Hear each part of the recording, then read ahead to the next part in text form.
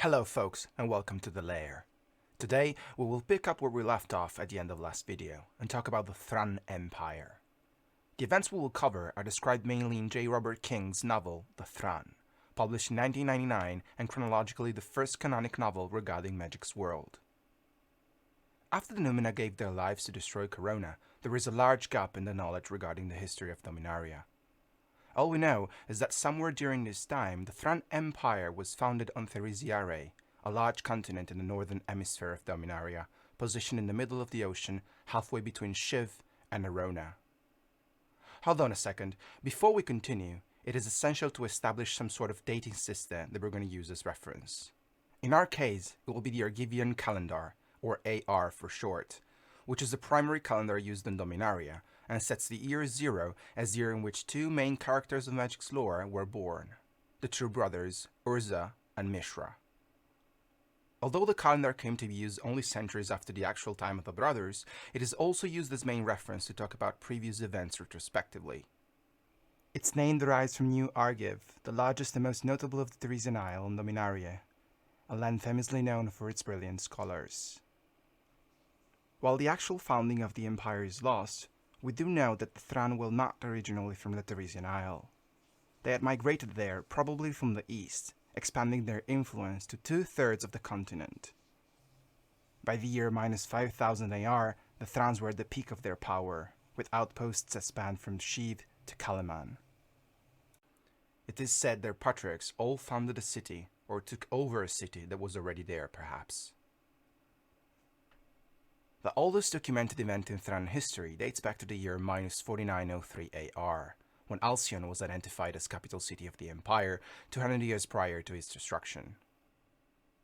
Around the same time of Halcyon recognition, two main rival factions emerged within the city, Artificers and Eugenicists. Artificers were supporters of the Thran elite. They believed in the traditional power of stone-based machinery proper of the Thran and essentially had a magic-centered view of the world. They were also skilled healers dedicated to the study of human health. Eugenicists, on the other hand, proposed a more materialistic take on medicine, with the aim of introducing mechanical innovation to the human body through chemistry, and were experts in the study of disease and germ theory. Some of the theories advanced by the more pessimist and stubborn eugenicists were at some point deemed as degrading, leading to the exile of prominent figures among them in the year -4808 AR. Since we've mentioned them, Powerstones are enigmatic gems once adopted to power countless Thran devices on Dominaria. They were first designed by Thran artificer Glacian, who was the same inventor of many other powerful Thran artifacts. Glacian was the first to understand that the magical energy stored within a Powerstone could be restored to its wholeness by letting it absorb the space itself from a near plane. So he created a device capable of producing these stones, which he called Mana Rig. Due to the fact that the Powerstones conceal an enormous amount of energy, some believe that they could contain a great amount of space too. Some even think entire collapsed planes. These extremely powerful devices do not come without risks though. At some point, it was discovered that a prolonged exposure to them could lead to some sort of radiation sickness, which ultimately led to death.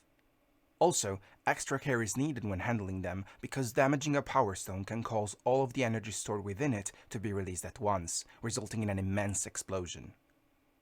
In the year -4803 AR, 5 years after the exile of the Eugenicists from Halcyon, Glacian was stabbed with a Powerstone during a riot and ended up contracting an unknown disease. Because the treatments with Thran traditional medicine made the situation even worse, Rebbec, Glacian's wife and chief architect of the capital, used her privileged political position as one of the 28 leaders to push the Council of the Elders to recall the leader of the Eugenicists, Yawgmoth, from his exile, in the hope that he could cure her husband. Yawgmoth discovered that Glacian's disease, which he called phthisis, was not infectious, but rather was the result of Powerstone radiation exposure. As if this wasn't enough, phthisis was also degenerative and highly contagious. The news of the disease was predictably met with skepticism by the elite, many members of which ended up showing an innate resistance to it. Even Glacian at first refused to trust Yawgmoth's diagnosis and initially opposed the treatments. In the meantime, however, phthisis had already become widespread among the population, especially among the lower class, whose members were renamed the Untouchables, due to the high contagiousness of the disease.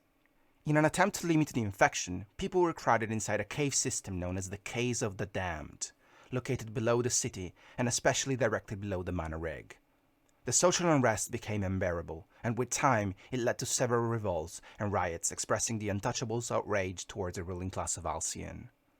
In the meantime, Yawgmoth had found a cure to ptysis, which, because all Thran technology was essentially based on Powerstones, gave him enormous bargaining potential with the rebels, as well as allowing him to enter into and also expand his sphere of influence in the Council of Leaders through political maneuvering and wit. To further enforce his power grip, Yawgmoth deliberately diluted the cure that was to be administered to the Untouchables, to cause yet another insurrection. Then he pressed the council for more fundings and control over the outside city guard to quell the unrest. When these requests were granted to him, he easily stopped the revolts using poor Glacian's own devices. During this time, Rebbec was working on the construction of the Thran Temple, a colossal structure towering all over Halcyon, and her husband was getting more and more sick, developing states of paranoia and amnesia. Rebbec and Yawgmoth started to fall in love with each other, although none of them ever did nothing to openly express it. Everything changed in the year minus 4797 AR though, when the arrival of an unexpected character set off a series of events which would have ultimately led to the fall of the mighty Empire. Dyfed, a human planeswalker from the outer regions of the Empire, arrived at the capital, eager to meet Glacian, the genius Thran artificer that had discovered the existence of the multiverse through math and had theorized the possibility to store an entire plane into the inside of a Power Stone. Glacian, she claimed, also had a latent spark that she could sense, but evidently had never triggered. The sick artificer, however, refused to grant her hearing, declaring the meeting a stupid charade organized by Yawgmoth. The same Yawgmoth then walked into the meeting and, after having realized the powers of Dyfed, he managed to convince the Planeswalker into aiding him. The woman naively fell to the charming words of the ineffable Yawgmoth, and agreed to his request to find a plane for him to build his own paradise made of a blend between artifice and life for all the Thran. As a symbol of her trust and friendship, she also gifted the man with a special amulet, in case he needed help. The Planeswalker eventually found a plane that was completely artificial, covered in mechanical life and made of 9 spheres that were nested into one another. Its creator had just recently died of unknown causes, within the innermost sphere, leaving the whole plane without the master.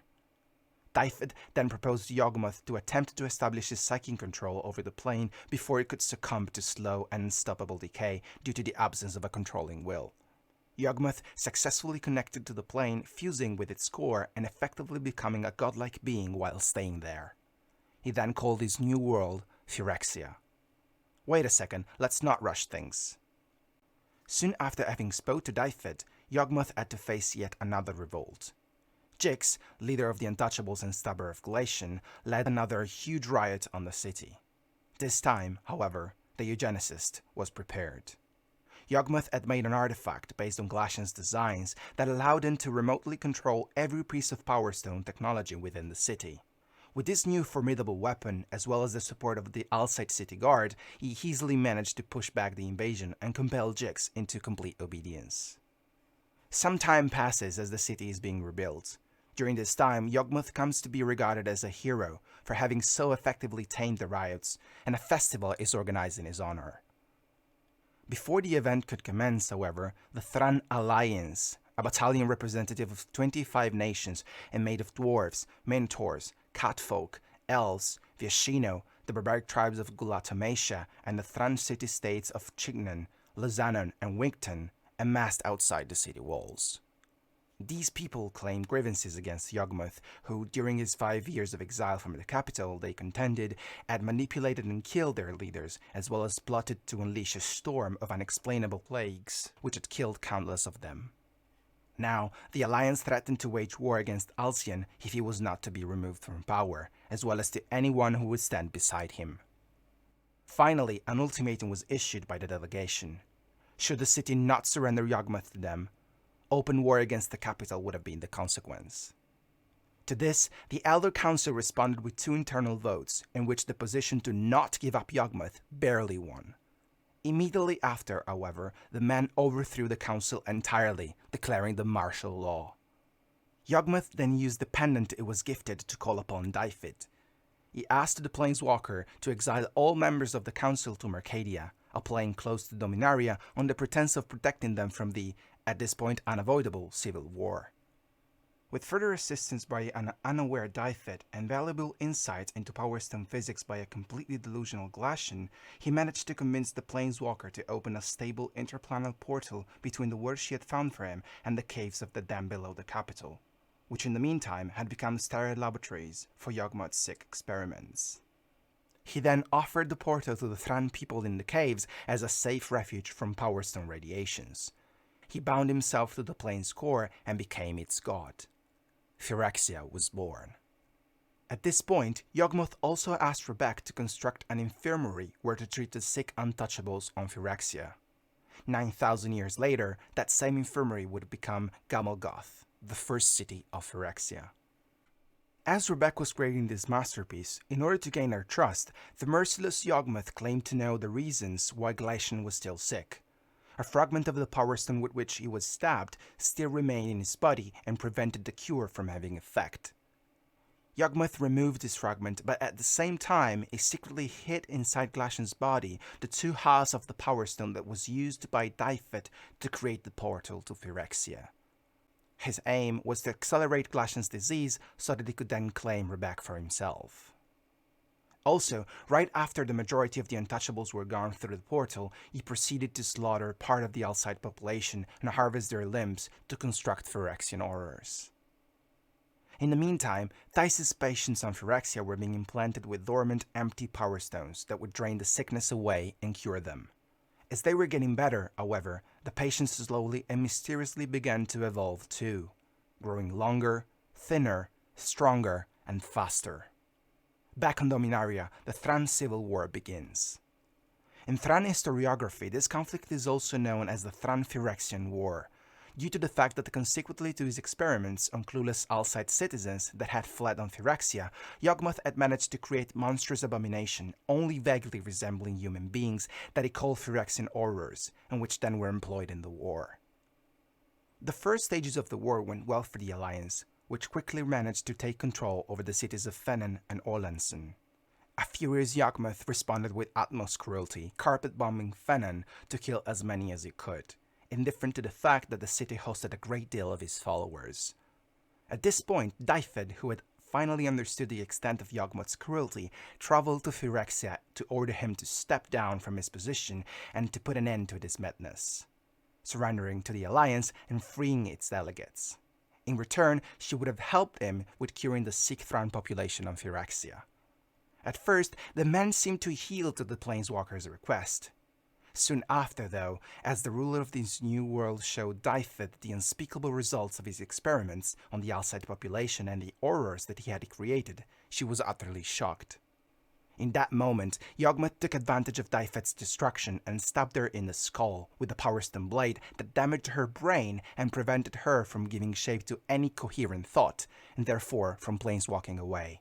The men then had his twisted minions vivisect her to look for an organ that, transplanted into his body, would have allowed him to travel across the multiverse. In the meantime, Rebbec finds out that her husband had died, as she finds in his wounds the two halves of the Powerstones that Yawgmoth had placed inside him. Yawgmoth takes her to Phyrexia, but before he can use his godlike powers to completely merge his essence with hers and become one, she disguises her love for him as hatred in her mind. Yawgmoth is then infuriated as he understands, mistakenly, how much she has grown to hate him over the years. Back on Dominaria, war is raging and Yawgmoth has to leave Phyrexia again to lead his troops as Halcyon is under siege. The population of Phyrexia, however, still sees Rebbec as an equal to Yawgmoth due to their recent partial merging, and because of this, she is allowed to wander the plane freely. What she witnessed there horrified her. While on the outermost spheres Yawgmoth had pretended to be curing the people, in the innermost ones she found that the delegates he had imprisoned had been horribly mutilated. She also found the poor Dyfed chained up to a surgery table and with a blade still plunged in her skull. After having retrieved Glacian's body and having killed that priest, the supervisor of newborn Phyrexian horrors, in an act of extreme mercy, Rebbec takes out the knife from Dyfed's head, granting the Planeswalker the peace of death. Back on Dominaria, the most crucial battle of the conflict takes place in the year -4795 AR, 2 years after the first arrival of Dyfed to Halcyon, in the Battle of the Megheddon Defile. This time, however, things went differently. Within hours, Yawgmoth's personal Alcide guard and people mutated into Phyrexian horrors completely annihilated the Alliance's army, with only Artificer's artifact creatures standing a chance against them. That was not for long though, because the ruthless Yawgmoth had also won the battle for the control over the Null Sphere, one of the 2 satellites orbiting Dominaria, and used its tremendous energy to turn the Alliance's artifact creatures against them. He then used the Stone Charger, one of the Powerstone mass destruction weapons stored on the Null Sphere, to release the destructive mana cloud of death which completely destroyed the Defile. Control over the Null Sphere was essential in the process, as the device also had the power to shield the city from this death cloud, thus protecting Yawgmoth and his army from its deadly power. The conflict was still not over though. Within minutes after the Megheddon Defile war had been decided, 2 new armies appeared on the horizon. The Alliance warriors rapidly approached the city and started what would come to be known as the Battle of Halcyon. Yawgmoth had initially planned to drop more stun charges on them and neutralize by force any survivor who would have entered the city afterwards. However, in an act of extreme desperation and heroism, the artificers working on the Null Sphere sacrificed themselves and, after having dropped the remaining stored charges on the city, they hurled the satellite into orbit, depriving Yawgmoth and his army of their protective shield. Without the protective energy to filter the deadly gases coming from the Null Sphere, Yawgmoth's army and all Halcyon was about to be wiped away with what remained of their enemies. In the meantime, Rebbec, who had also come back from Phyrexia, found out what was about to happen and tried in vain to construct a propulsion device to permanently lift the Thran Temple into the sky to give the people safe refuge from the mana cloud. When her attempt failed and the temple fell victim to the cloud, no hope was left for the citizens of the capital. Amidst the confusion, Yawgmoth made a speech and finally convinced them to take refuge on Phyrexia through the interplanar portal below the city. As they arrived to the plain, however, they were met with the horrifying truth of what they would become there, and as they were trying to flee back to Dominaria, they were all slaughtered and used to create new Phyrexian horrors.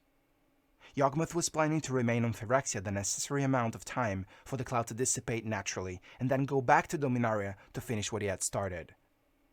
Only Rebbec is left in Halcyon at this point.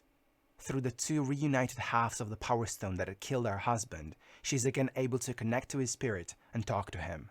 Finally able to again think clearly, Clashen convinces her to place the reunited stone onto the altar where Dyfed had originally cracked it, to close the portal to Phyrexia and locks its horrors out of Dominaria forever. In a final act of extreme courage and immolation, Rebbec seals the portal connecting the 2 worlds, locking out Yawgmoth and its follower for all eternity. Or so she hoped. Then, it is said that she ascended the stairs of the Caves of the Damned into the white cloud of all-consuming energy. As of today, it is still unknown for how long the remains of the Thran Empire existed as a cohesive unit past that date. Thank you for watching this episode of my Magic the Gathering Complete Lore series. I hope you enjoyed it, and if you did, please consider leaving a like and commenting in the comment section down below, as it really helps me out. Also, make sure to subscribe to the channel so that you will not miss the next episodes. My name is Octopus, and I will see you in the next one.